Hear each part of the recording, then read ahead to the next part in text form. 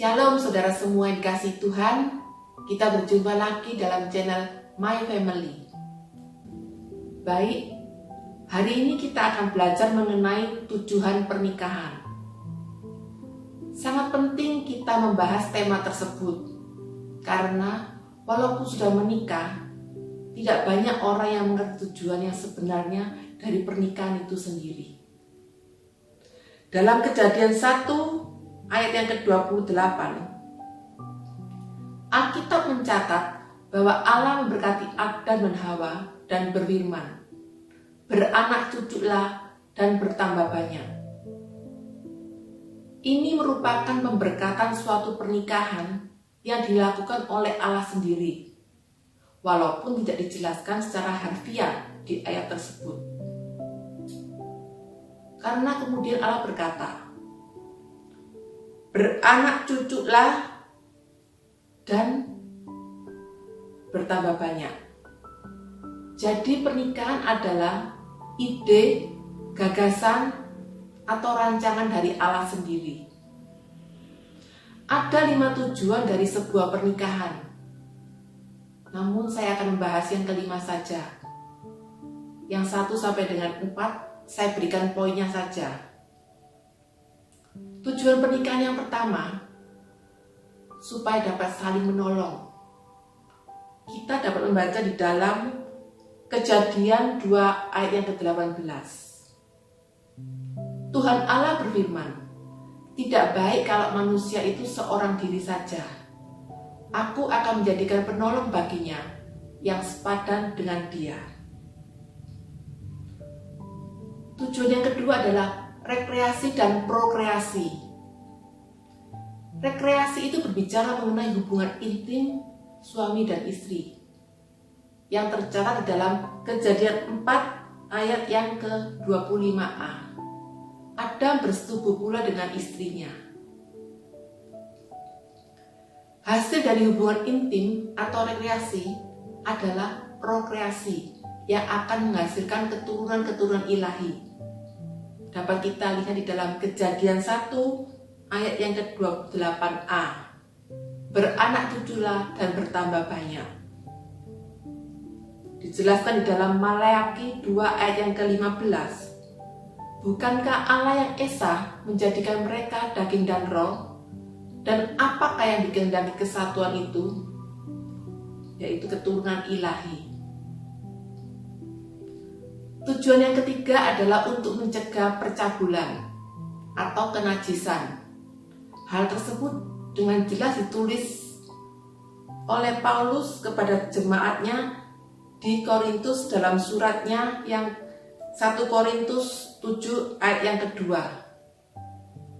Tetapi mengingat bahaya percabulan, baiklah setiap laki-laki mempunyai istrinya sendiri, dan setiap perempuan mempunyai suaminya sendiri. Tujuan yang keempat adalah menggambarkan hubungan Kristus dengan gerejanya, yang dapat kita baca di dalam Efesus 5 ayat ke-25 dan 26. "Hai suami, kasihilah istrimu, sebagaimana Kristus telah mengasihi jemaat dan telah menyerahkan dirinya baginya, untuk menguduskannya, sesudah ia menyucikannya dengan memandikannya dengan air dan firman." Dan berikutnya adalah tujuan pernikahan yang kelima, adalah memuliakan Tuhan.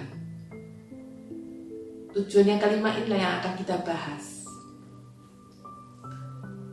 Mungkin saudara berpikir, bagaimana mungkin suatu pernikahan dapat menjadi alat untuk memuliakan Tuhan? Sebelumnya kita akan membahas perbedaan antara laki-laki dan perempuan. Yang pertama, laki-laki cenderung memakai logika, sedangkan wanita lebih cenderung menggunakan perasaan. Laki-laki lebih mementingkan penghormatan dan penghargaan.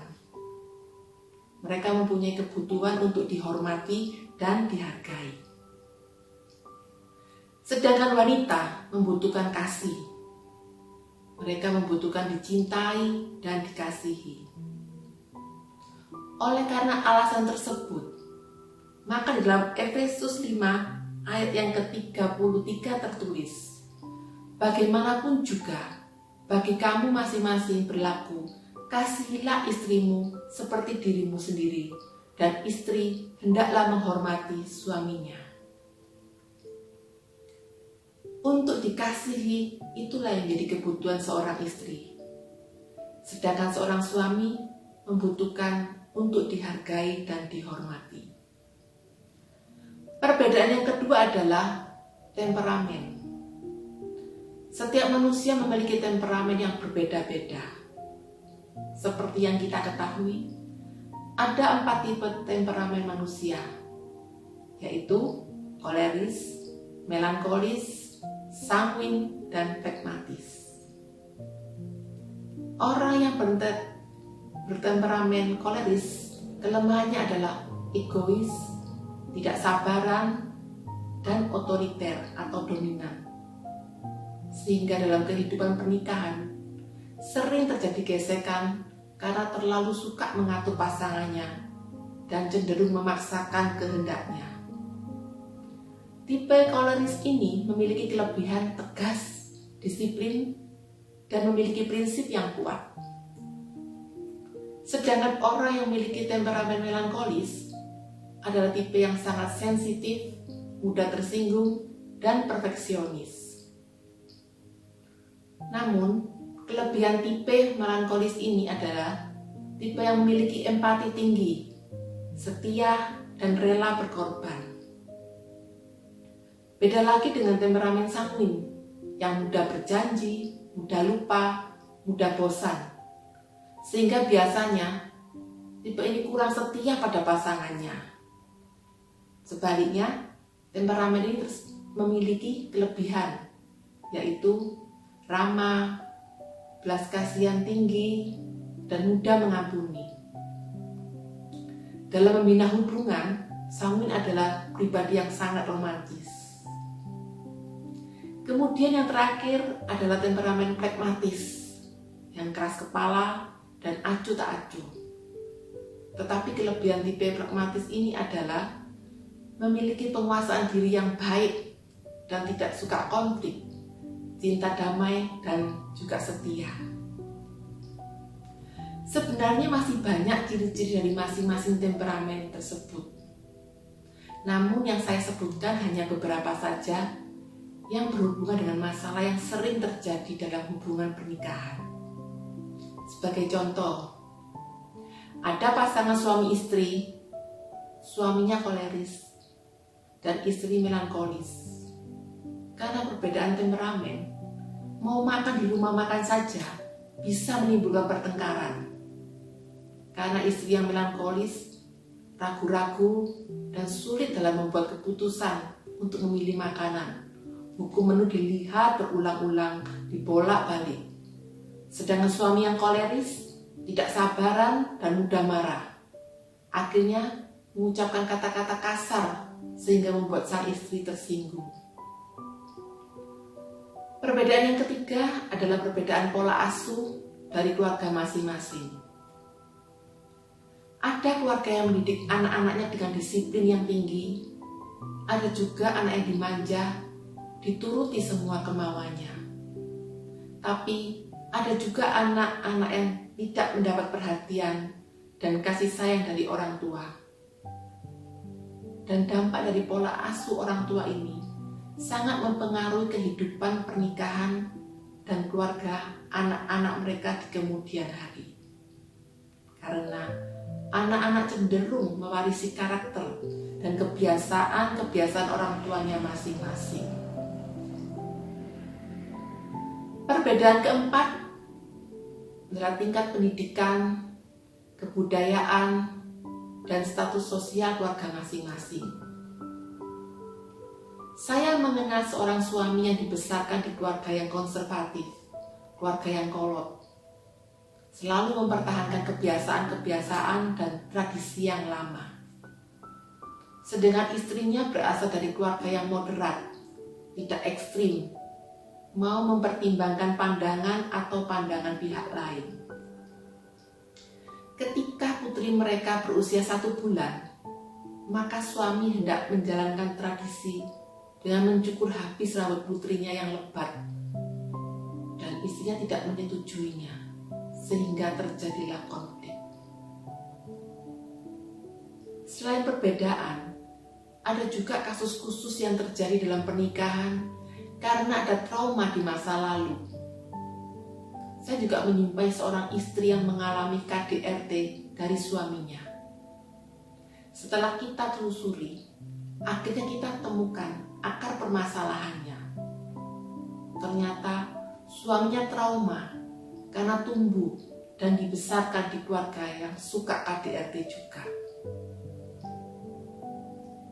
Setelah kita melihat banyaknya perbedaan-perbedaan yang sudah kita bahas tadi, maka tidak heran begitu banyak gesekan dan konflik yang bisa saja terjadi dalam penyatuan antara laki-laki dan perempuan dalam sebuah pernikahan.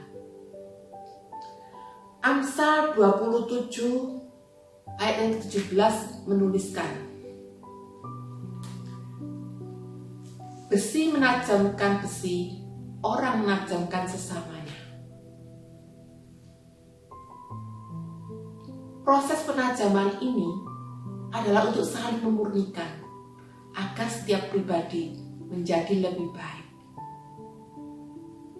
Dan untuk menggenapi tujuan pernikahan yang memuliakan Tuhan, diperlukan respon dari masing-masing pribadi. Dan proses ini tidak instan, butuh waktu yang lama dan memerlukan kesabaran. Di dalam Mazmur 128 juga dituliskan bahwa keluarga yang berbahagia adalah keluarga yang takut Tuhan.